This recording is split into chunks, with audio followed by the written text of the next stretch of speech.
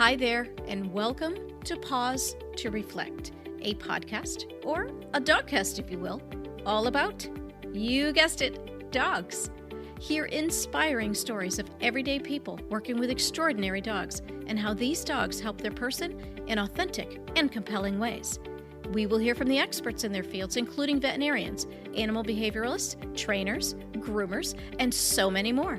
We'll also be delving into the exciting world of competitive canine sports, some of which you may never have heard of.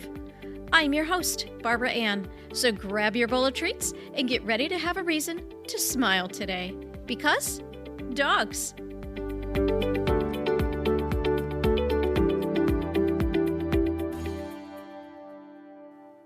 Welcome back to Pause to Reflect, and thank you for spending some time with us today. Here's a fun fact. Did you know that dogs have 300 million olfactory receptors in their noses compared to our 6 million? Their sense of smell is 10,000 to 100,000 times more acute than ours. And fun fact number 2, dogs can move their nostrils independently of one another. It's like having 2 noses on one snout. And this helps them to locate the source of a particular smell. And this leads us to today's guest, Massachusetts State Trooper Pat Clayton. Pat began his career in the fire service when he was hired in July of 2007 with the Holyoke Fire Department. While working as a firefighter paramedic, he continued his education taking classes, which included basic fire investigation at the Massachusetts State Fire Academy. In 2013, Pat joined the Massachusetts State Police, and in 2016, he transferred to the Fire and Explosion Investigations Section, which is also known as the Fire Marshal's Office. Is that correct, Pat? That is correct. His main role has been investigating fires and explosive cases throughout the Commonwealth. He is a member of the International Association of Arson Investigators, which is both the international and the Massachusetts chapters. In addition to being a firefighter, Pat is also an Accelerant detection K9 handler. This is the most badass part of this whole conversation. Of course. In May of 2017, Pat was teamed up with AK-9 Bijou, who is currently one of 2 canines in the western part of the Commonwealth. K9 Bijou's job is to find ignitable liquids. Pat, thank you for coming on with us today. Anytime. So you have been a Mass State Trooper for, about 9 years, correct? Yeah, went by quick.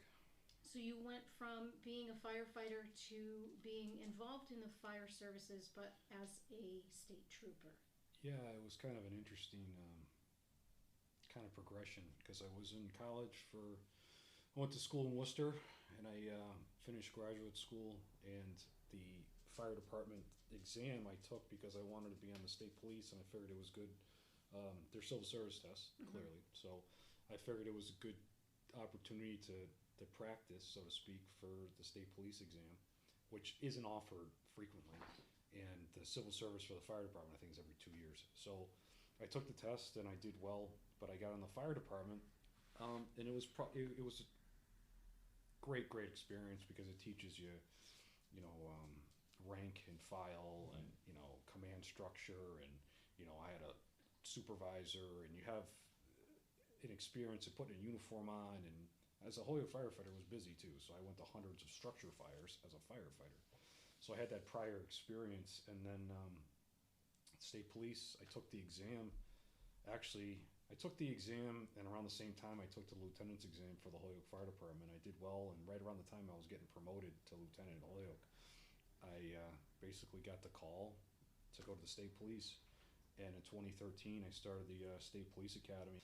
And fast forward, I'm in a unit, and the opportunities don't just present themselves all the time. You have to wait for people to retire or get promoted or whatever.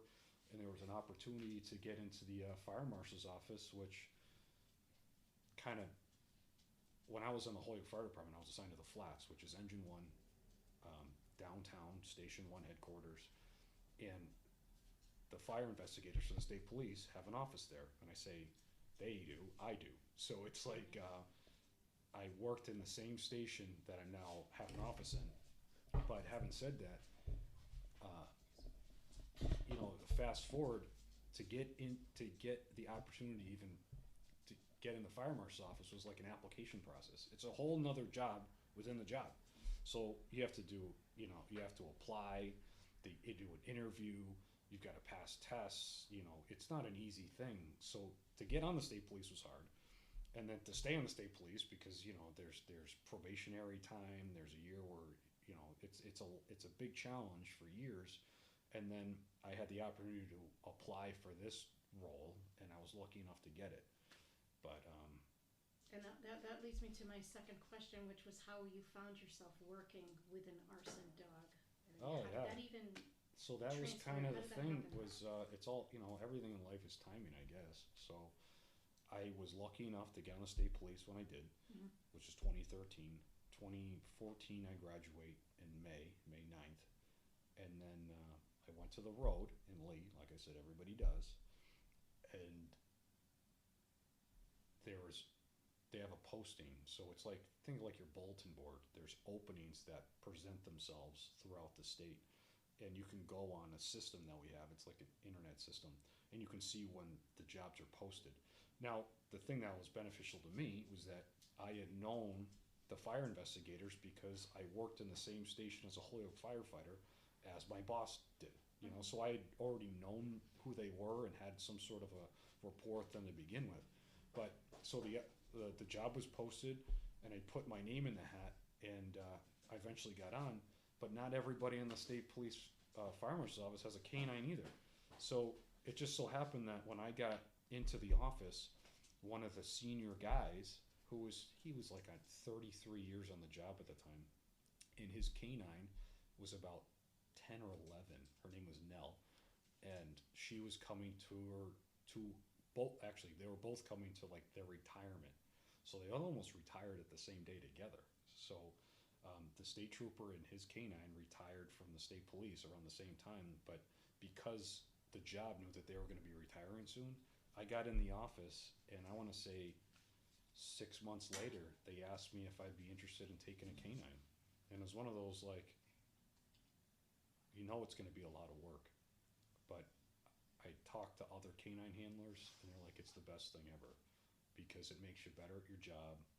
You have a partner that you go to work with all the time. You get a dog for work, which is unbelievable. The coolest job ever. It's the coolest job ever. I mean, they gave me a pickup truck and a Labrador.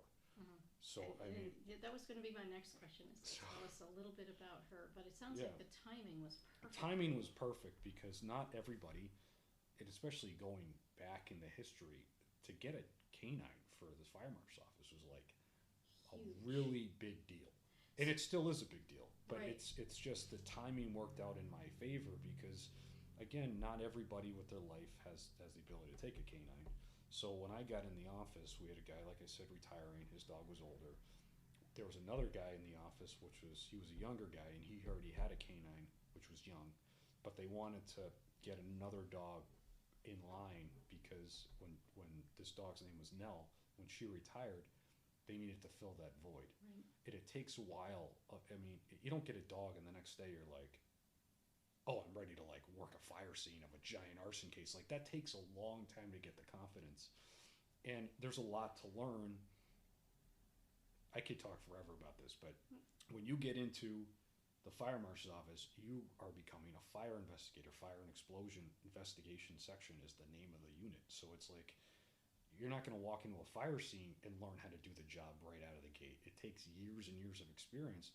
Just like my dog and I right now are like I don't want to say a well-oiled machine, but we've been doing this for so long that you can see the difference in like a handler like myself versus like somebody who just gets a dog today. Right. So it takes a while, and that's the idea. Is when I first got in, you have me, and it was a perfect timing because my boss had done thousands of fires in his career, and I came in to the office, and at the time it was myself, my sergeant, and actually I don't even know if he was a sergeant at the time, but whatever. So he had a ton of experience, and then the other dog handler had experience, and then the guy that was retiring with the dog that was retiring, we all were able to work together, and I was able to gain a lot of experience just from working with 2 seasoned dog handlers.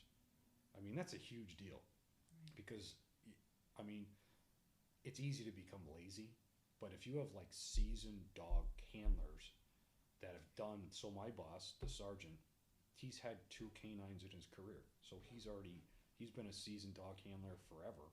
And then this other guy, so we had Star was one dog, and that handler worked that dog in a ton of fire scenes. So I was able to ask him questions.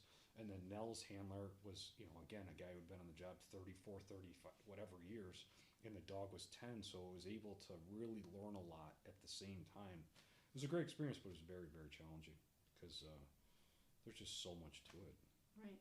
So tell us a little bit about her and the process of obtaining a puppy. So from what I understand, when there's maybe you used a breeder, I know some departments use rescue dogs, but when you specifically use a breeder, they're raised initially in a loving family home, and then they get the basics done, and then from what I understand, they move on to a different area in their life where now they're starting to train for scenting and everything. So was she specifically picked from her litter because she showed some kind of a tendency to do this, or some kind of she been bred specifically for this line of work? No, so she came from Guiding Eyes for the Blind, which is in New York. Okay. So nearly all of the dogs on the state police, well, in my unit, I can talk to my unit in the bomb squad. They typically have they all came from Guiding Eyes for the Blind, which is they're like their own breeder. So they have puppy raisers. So when I call, her name's Bijou. If I call down to Guiding Eyes for the Blind and I say, my dog's Bijou, she's gonna be 7, she was born May 5th. They could tell me the litter because every dog in that litter had the first letter B. Every single one. Okay. So Bijou, she was bred from the Guiding Eyes for the Blind to be a seeing eye dog.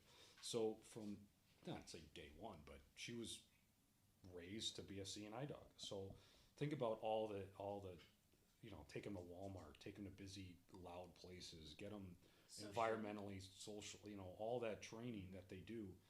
And I wish I learned more about what they actually do for this training, but they really just, at the end of the day, I got the dog and I went into this other line of work. So I don't really know all the commands and stuff, but long story short, these dogs are bred to be seeing eye dogs. Not every dog passes that test. Right. They're not flunkies. I think we say that they chose a different line of work. And I say that kind of jokingly because, they went through all this training, and at the end of it, for her, she didn't like the harness. Like, in all her paperwork, she passed everything with flying colors. She just didn't like the little vest. Right. So the one with the handle on the back. I don't know. Again, I assume she has like body sensitivity, so she didn't like having this thing on her. And it was taking her offline when she was walking, which is obviously a big deal. Yes. So, but they went through all the tests. So not the trainers or whoever you want to use their terminology for, but Guiding Eyes for the Blind determined that she wasn't suitable to be a seeing eye dog. However, she's a great dog. Right. So, and they test you for all sorts of, are they counter surfers? Are they eating food off the counter? All that stuff. Are they barkers? All these things. Right. They don't want that kind of dog. But does that necessarily take them away from being good at this job? It depends. So not every dog that's a flunky from Guiding Eyes for the Blind is chosen to be a state police canine either, because there's a lot of training, not a lot of training, but testing. So when she was chosen, I think they had 2 canine trainers from my unit. We have guys that are specifically trained canine trainers to go down. They went down to Guiding Eyes for the Blind in New York, and they looked at a bunch of dogs, and not every dog was a good dog. Right. I mean, just like everybody's experience with dogs. So she was great because they test her for environmental stimulus. So she's gonna flip out with loud noises. What's her demeanor? All that kind of stuff. But the biggest thing is food drive. Food drive has to be off the charts when it comes to working in our unit because they're food reward dogs. So which if the dog explains doesn't want to her eat, this yeah. when we were setting up and she saw the stuff that you brought. Well, when she sees food, she knows it's like game time because the only way she eats for her entire career is if she works. So it's the constant re-imprintation and the association of an odor and food. Food meaning the reward. Right. But if that's the only way she eats forever, that's why she seeks out the odor like it's feeding her. So I mean, it's a crazy thing, but again, back to what you first said about their nose. Their nose is unbelievable. So They say they're never wrong. They are never wrong when it comes to scenting, and I don't know if they're never such a wrong. I big think word. sometimes they're liars because that's how you get they're smart. So if the dog's like, hey, well, maybe I'll just sit over here real quick and see if he'll give me something. I'm gonna hang out and pretend this is what I smell. Yeah, I'm but gonna get I will something say for that their nose is far better than any. I think it's actually proven that their nose can be better than any lab or machine or anything like that because they can test down to such a low amount. And but that's why you constantly train your dog so that you make sure you're Always on their game. re-imprinting. So this little vial is kerosene, and I'll put a drop of it's not an eyedropper, so it's a microliter of ignitable liquid I'll put out, and she's like a beacon in the night. She'll just go over and boom, that's it. So she's an accelerant detection dog, which I understand that they're trained to locate the residual scents of flammable substances, and to expand upon that, the part that hasn't burned yet. So is that correct? So they lead you to the traces of the unburned fuel, if it was set. yeah. So think about somebody that's gonna pour like a bunch of gasoline into whatever, and she's able to pick up on trace amounts of that remaining ignitable liquid. Okay. So she can pick up on that odor or that scent.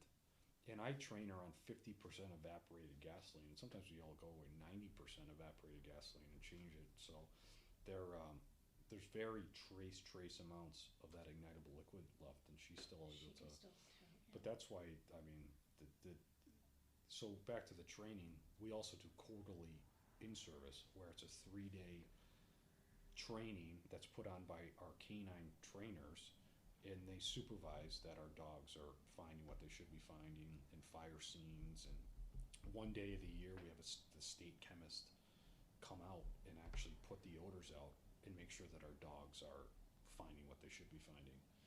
And it's this constant, again, re-imprintation of the odor is it's important because that's why you do it every day. But to answer your question, yeah. So I mean, I wouldn't articulate it in that fashion, but it's the same general idea where there's an ignitable liquid present, she's going to find it, and that's why we train on such small amounts. We also train on like I'll put a gas can somewhere and make her find it, which is, think of it, her nose is so used to looking for trace amounts. Now you have that like 5-gallon jug of gasoline in your face. And sometimes that's going to be overwhelming, but it's important because just because somebody pours 5 gallons of gasoline on a building, a lot of it might still be there. So she needs to work on that big load just as much as the small load too, because you don't need a lot of gasoline to start a fire, and some people pour like gallons on the cars.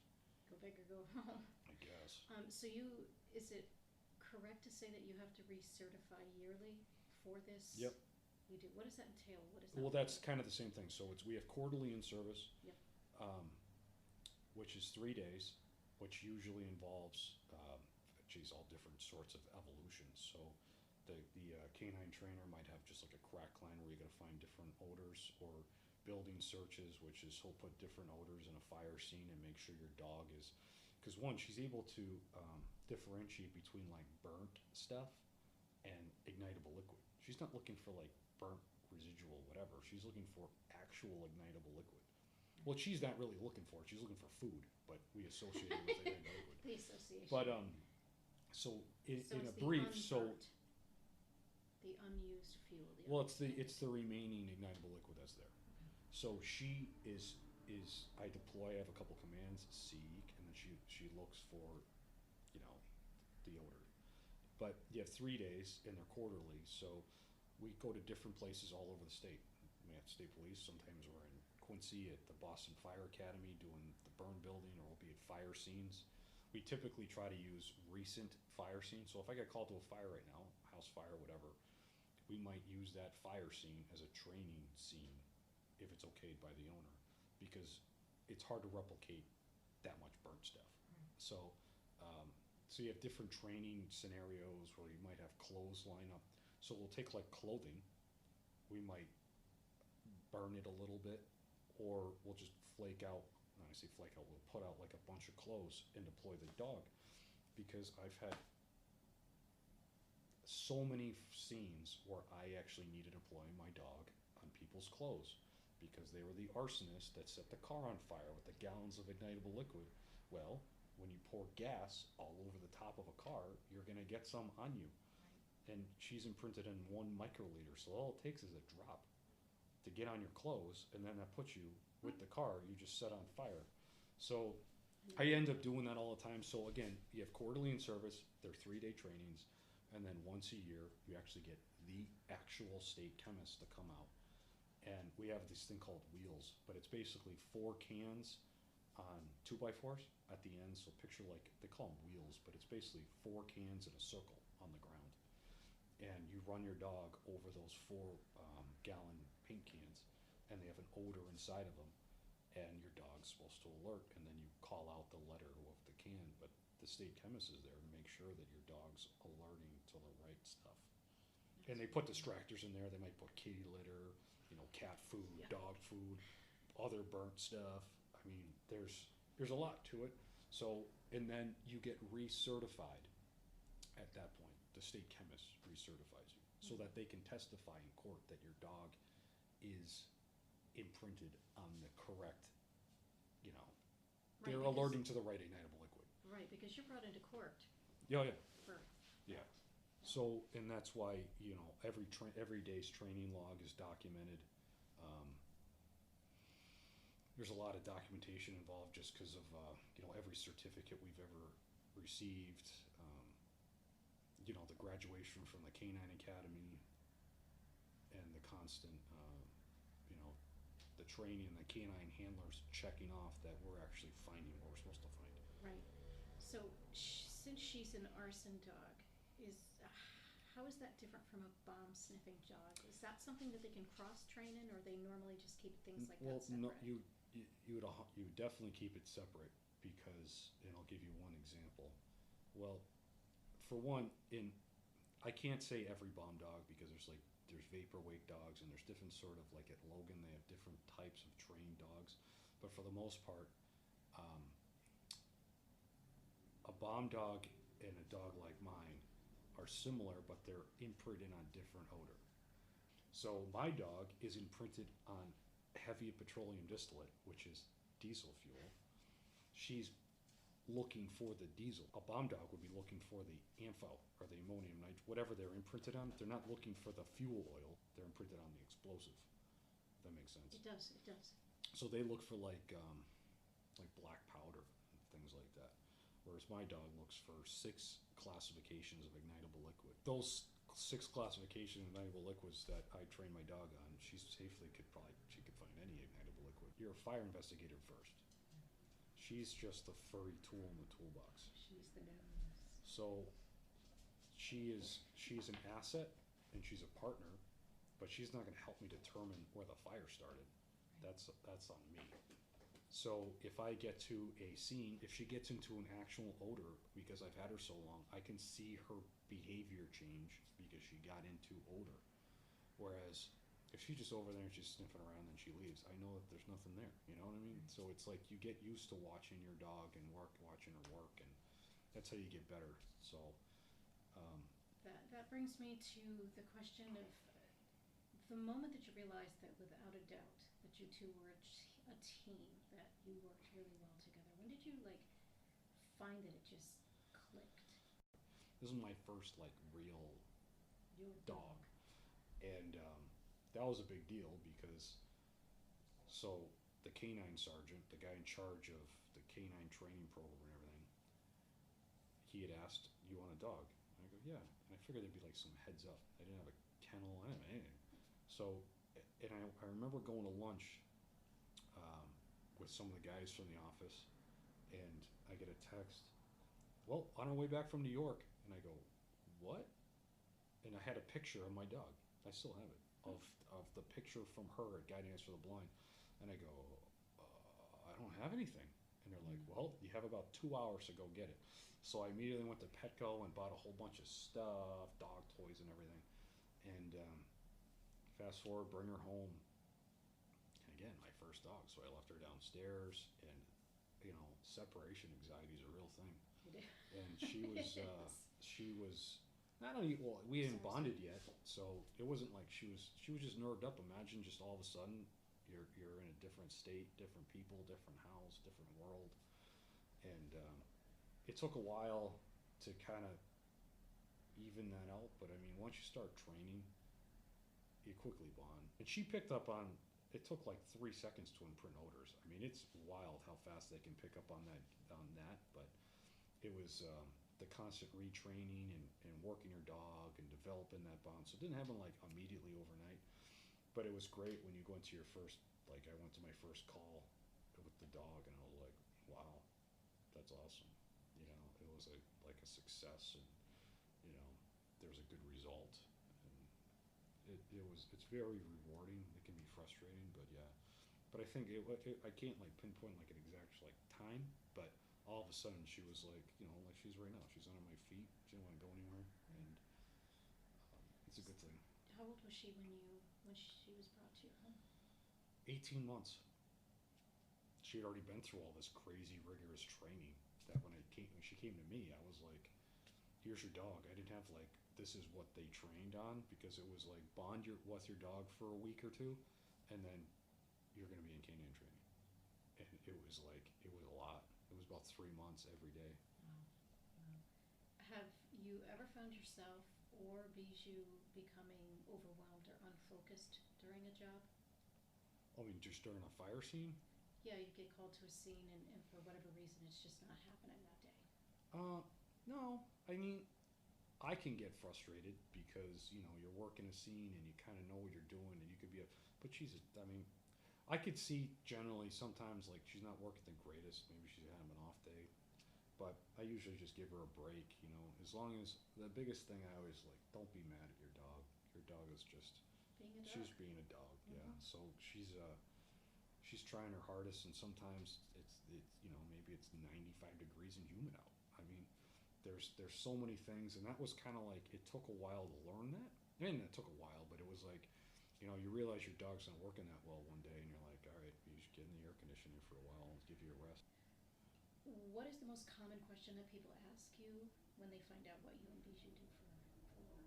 Is there something, oh yeah, Well, honestly, I try to not tell people I work for the state police, because they'll be like, the one time I got stopped. And I'm like, really?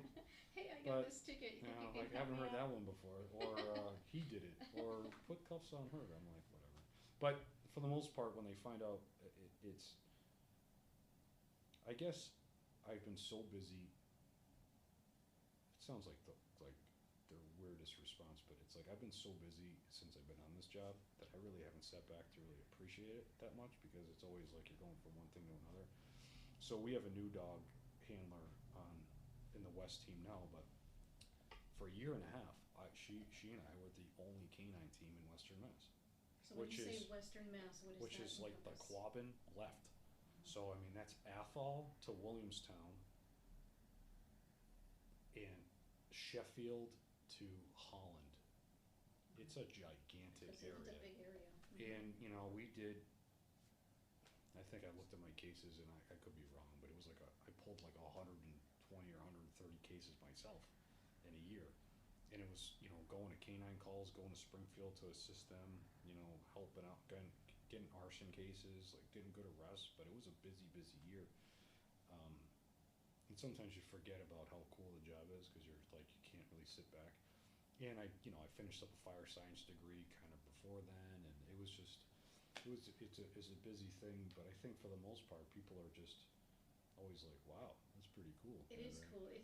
I honestly think it's a badass job. And I'm like, "Oh, I guess it is." I'm like, I don't know. Have you found that you've lost some sense of self? I know as parents, we're so and so's mom or something, and when you walk into a scene, they don't say, "Oh, hey, here's Pat's here. Yay, we can figure this out." They go, "Oh, The dog I is know. here. Well, I always get that. They're like, "Where's your better half?" or "Where's the good-looking one?" And I'm Yeah. like, "Oh, thanks." What has most impacted you? She's not just like my dog. Like she's like my partner, and sometimes like I end up talking to my dog because I drive around and she's in the back seat, and I'm like, "Oh, well, that was kind of a disaster, huh, Bijou?" Like, "Hey, we're going to go now," and she's just kind of sitting there in the back seat, just looking at you, like, "Oh, I'm ready to go," and I'm like, it's just kind of it's something that I guess for dog people they're like, "Oh yeah, I can see what you mean," but it's like she goes to meet everywhere. So, and it goes back to the bond is I have to train her so she can eat. It goes like the basics of that. Or when we go on vacation, like I go to Falmouth run the road race, I'll bring my dog. Well, that means I have to bring my training stuff too and work her every day. So it's it's yeah. There's no you're hungover when you wake up one day. You still gotta work your dog. Yep. I mean, there's no days off because if there's a day off, she doesn't eat. So it's there's a lot to it, and I think that's why it always kind of facilitates that bond because and again it sounds like it's just work. No, it's she's a pet 90% of the time. When she's just hanging out underneath us now, but when she's working, she expects to get fed. Or when she's working hard, and it's a good thing. But it is funny because I get that I can go anywhere in the state and people that know me from firefighters or whatever.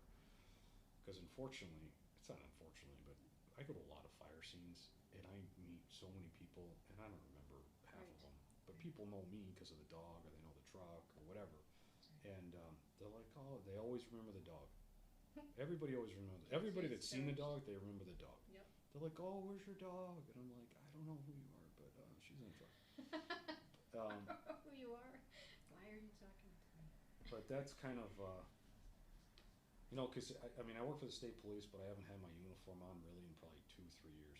What is the lifespan of her job? Not her in particular, but how long? And I don't want to say how long she is because she's It all fabulous depends. from the moment of conception, but It all depends. I mean, like, so they typically retire at 9, 10-ish, and it's all depends on the dog.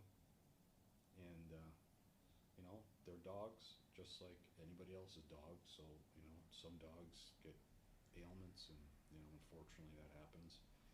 And they're in dirty scenes too, which I don't know if that helps. But the it's hard to say because some dogs, like some guys, have left the office and they're able to they keep their dog because they have that bond. And one of the guys kind of lived up in Deerfield. This is years before I got in the unit. Like I never even worked with him, but his dog lived till she was like 16 or something.